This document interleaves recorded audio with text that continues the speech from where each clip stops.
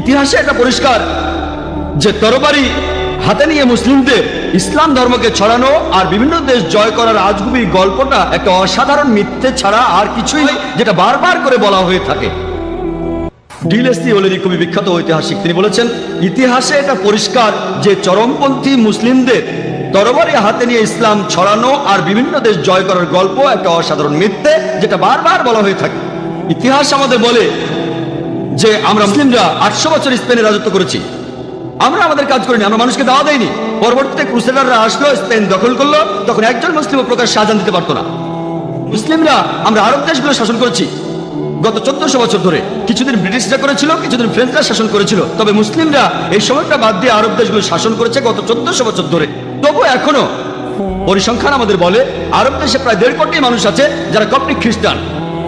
Coptic খ্রিস্টান মানে বংশ পরম্পরায় খ্রিস্টান। যদি আমরা চাইতাম তাহলে আরবদের সবাইকে ইসলাম গ্রহণে বাধ্য করতাম তরবারির জোরে, আমরা সেটা করিনি। এই 1.5 কোটি কপ্টিক খ্রিস্টান আরব দেশে তারাই সাক্ষ্য দিচ্ছে, তারাই শাহাদা দিচ্ছে যে ইসলাম তরবারির সাহায্যে ছড়ানো হয়নি। মুসলিমরা ইন্ডিয়া শাসন করেছে প্রায় 1000 বছর। বর্তমানে ইন্ডিয়ায় 80%-এরও বেশি মানুষ অমুসলিম। আমরা যদি চাইতাম তাহলে প্রত্যেক ইন্ডিয়ানকে তরবারি দিয়ে ইসলাম গ্রহণে বাধ্য করতাম, আমরা সেটা করিনি, ইসলাম অনুমতি দেয়নি। ইন্ডিয়ার এই 80% অমুসলিম সাক্ষ্য দিচ্ছে, শাহাদা দিচ্ছে যে ইসলাম তরবারির মাধ্যমে ছড়ানো হয়নি। কোন মুসলিম আর্মি আফ্রিকার পূর্ব উপকূলে গিয়েছিল? কোন মুসলিম আর্মি ইন্দোনেশিয়ায় গিয়েছিল, যে দেশে মুসলিমদের সংখ্যা সবচেয়ে বেশি? কোন মুসলিম আর্মি গিয়েছিল মালয়েশিয়ায়, যেখানে 50%-এর বেশি মুসলিম? কোন মুসলিম আর্মি? কোন তরবারি? এটা হলো বুদ্ধির তরবারি। পবিত্র কোরআনে আছে সূরা নাহলের 125 নম্বর আয়াতে উল্লেখ করা হয়েছে, উদু ইলা সাবিলি রাব্বিকা বিল হিকমা ওয়াল মাউযিল হাসানা ওয়াজাদিলহুম বিল্লাতি আহসান। প্রতিপালকের পথে মানুষকে আহ্বান করো হিকমত ও সদুপদেশ দ্বারা, এবং তাদের সাথে তর্ক করো আর তাদের যুক্তি দেখাও সবচেয়ে উত্তম ও গ্রহণযোগ্য পন্থায়। একবার একটা আর্টিকেল ছাপা হয়েছিল রিডার্স ডাইজেস্ট অ্যালবানা কেয়ার বুকে 1984 সালে। এটা পরে প্লেন ট্রুথ ম্যাগাজিনে ছাপা হয়েছিল। একটা জরিপ চালানো হয়েছিল প্রধান ধর্মগুলোর অনুসারীদের নিয়ে, মোট 50 বছরের হিসাব সেখানে ছিল 1934 সাল থেকে 1984 সাল পর্যন্ত। আর যে ধর্মের অনুসারীদের সঙ্গে সবচেয়ে বেশি হারে বেড়েছে সেটা হলো ইসলাম, 235%। খ্রিস্টান ধর্ম মাত্র 47%।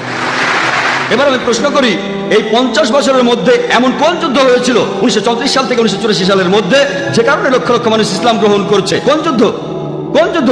আজকে পৃথিবীতে ইসলামের প্রসার সবচেয়ে বেশি হারে বাড়ছে। আমেরিকায় যে ধর্মের প্রসার সবচেয়ে বেশি সেটা ইসলাম, ইউরোপে যে ধর্মের প্রসার সবচেয়ে বেশি সেটা ইসলাম। আমার প্রশ্ন, কে এই আমেরিকানদের, কে ইউরোপিয়ানদের তরবারির মুখে ইসলাম গ্রহণ করতে বাধ্য করছে? 9/11-এর আগে ইসলামের নামে মিডিয়া যে অপবাদ দিত সেটা হলো ইসলাম ধর্ম নারীদের কোনো অধিকার দেয় না। আপনারা জানেন যেসব মানুষ ইসলাম গ্রহণ করে, আমেরিকা আর ইউরোপের মানুষ সহ যেসব অমুসলিম ইসলাম গ্রহণ করে, তাদের 2/3 নারী। যদি ইসলাম নারীদের অসম্মান করে, তাহলে কেন এই আমেরিকান মহিলারা, কেন এই ইউরোপিয়ান মহিলারা ইসলাম গ্রহণ করছে? কেন? মিডিয়া বলছে ইসলাম নাকি নারীদের ছোট করে, তাহলে কেন এই আমেরিকান ইউরোপিয়ান মহিলারা ইসলাম গ্রহণ করছে?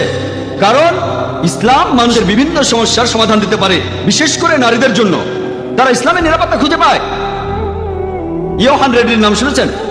তিনি গিয়েছিলেন আফগানিস্তানে স্পাইং করতে তালেবানদের উপরে, সেখানে ধরা পড়ে 7 দিন ছিলেন। যখন ফিরে এলেন তিনি তাদের উপর মুগ্ধ। এখানে সময় কম তাই বিস্তারিত বলছি না, অনেকে হয়তো জানেন। তিনি কোরআন পড়ার পরে ইসলাম গ্রহণ করেছেন। লোকে প্রশ্ন করেছে তালেবানরা কেমন ব্যবহার করেছে, আমাকে তারা অতিথির মতোই আপ্যায়ন করেছে, তারা যথেষ্ট সম্মান করেছে। তিনি বলেন তার সাথে খুবই ভদ্র ব্যবহার করেছে, তার অনুভব বদলে গেছে। এখন তিনি ইসলাম গ্রহণ করে হিজাব পালন করেন। একজন ব্রিটিশ রিপোর্টার সেখানে গিয়েছিলেন মুসলিমদের বিরুদ্ধে লেখার জন্য, তিনিও ইসলাম গ্রহণ করেছেন আলহামদুলিল্লাহ। আর 9/11-এর পরে যখনই আমি আমেরিকা অথবা ইউরোপে যাই, আগের চাইতে অনেক বেশি মুসলিম আমার লেকচার শুনতে আসে। তারা আমেরিকান, তারা ইউরোপিয়ান, সবাই আসে। পবিত্র কোরআনে আছে সূরা ইমরানের 54 নম্বর আয়াতে উল্লেখ করা হয়েছে যে মাকারু মাকারাল্লাহু ওয়াল্লাহু খায়রুল মাকিরিন। আর তারা চক্রান্ত করেছিল, আল্লাহ কৌশল করেছিলেন, আল্লাহ সর্বশ্রেষ্ঠ কৌশলী। 9/11-এর পরে মাত্র 9 মাসের মধ্যে শুধুমাত্র আমেরিকায় 34,000 মানুষ ইসলাম গ্রহণ করেছে। ইয়োহান রেডলির কথা অনুযায়ী 9/11-এর 9-10 মাস পরে 20,000 ইউরোপিয়ান ইসলাম গ্রহণ করেছে। তারা যতই আক্রমণ করছে ইসলাম ততই উপরে উঠে যাচ্ছে। কিন্তু আমরা কিছু করছি না, আমাদের কারণে এসব হচ্ছে না, আমরা দায়িত্ব পালন করছি না। আল্লাহ প্রতিশ্রুতি দিয়েছেন কোরআনে, সব মিলিয়ে মোট 3টি আলাদা জায়গায়। সূরা সাফের 9 নম্বর আয়াতে উল্লেখ করা হয়েছে, সূরা তাওবা 33 নম্বর আয়াতে উল্লেখ করা হয়েছে, এবং পবিত্র কোরআনে সূরা ফাতার 28 নম্বর আয়াতে বলা হয়েছে হুয়াল্লাযী আরসালা রাসূলাহু বিল হুদা ওয়াদ দীনিল হক ليظهره على الدين كله আল্লাহ তার রাসূলকে পাঠিয়েছেন পথ নির্দেশক এবং সত্যের দিন সহ, যাতে করে এটা অন্য সমস্ত দিনের উপরে থাকে, অন্য সব দিন দর্শনের উপরে থাকে। ইসলাম অন্য সব ধর্মের উপরে অবস্থান করবে।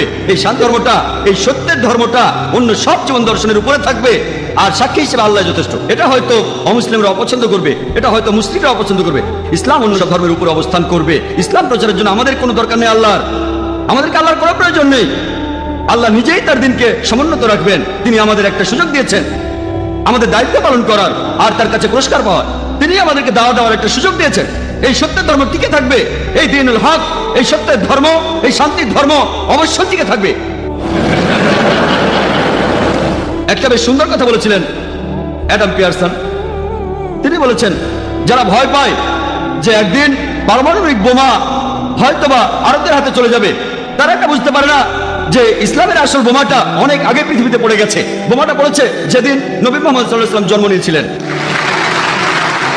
এবার দেখি মিডিয়া ইসলামের বিরুদ্ধে কি বলে। আমরা সব ধরনের মিডিয়াকে এক ঝলক দেখব। প্রথমে আসুন প্রিন্ট মিডিয়া দেখি।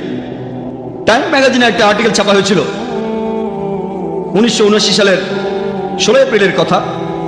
এটা লিখেছিল এক খ্রিস্টান। তিনি লিখেছেন যে ইসলাম ধর্মের বিরুদ্ধে গত 150 বছরে 60,000-এরও বেশি বই লেখা হয়েছে। 1800 সাল থেকে 1950 সালের মধ্যে ইসলামের বিরুদ্ধে 60,000-এরও বেশি বই লেখা হয়েছে। যদি হিসেব করেন গড়ে একটারও বেশি বই লেখা হয়েছে প্রতিদিন। প্রতিদিন একটারও বেশি বই লেখা হয়েছে ইসলামের বিরুদ্ধে, নবীজির বিরুদ্ধে। আর 9/11-এর পরে এই প্রবণতাটা আরো অনেক বেড়ে গেছে। ইসলামের বিরুদ্ধে এখন প্রতিদিন অনেক বই লেখা হচ্ছে। আর মুসলিমরা আমরা কি করছি? খ্রিস্টান মিশরীরা তারা ধর্মকে ছড়াচ্ছে, তাদের দায়িত্ব পালন করছে, তারা ছাপাচ্ছে বিভিন্ন লিটারেচার আর সেগুলো বিলি করছে। আমার এখানেও একটা স্যাম্পল আছে। এই যে প্রশ্ন করেছিলাম